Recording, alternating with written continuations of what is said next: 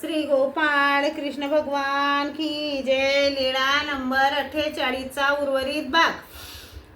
तुम्ही बरे केले, आपला अपराध चुकवला। सर्वज्ञ म्हणाले, आम्ही तुम्हाला पाठवले म्हणून चुकले, इतरांचा तर प्राण घेतला असता। यावर सर्वज्ञांनी दंदी याचा दृष्टांत निरूपण केला। कोणी एकू जगाचा दंदिया असे, तया ते मारिती मनोनी भेने त्रसला। सदरता बळी याची पाठी रिंगे, मग तयाची वास कोणाही पाहो नये। ते तया ते राखत असती, तो म्हणी या धाडी।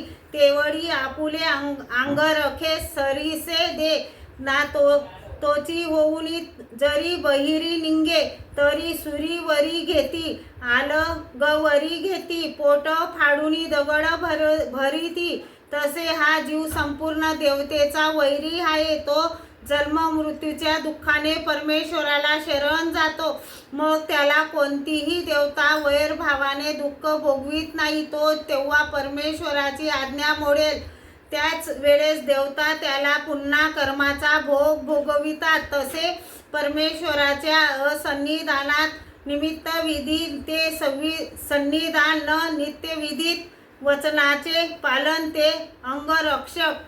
श्री गोपाळ कृष्ण भगवान की जय।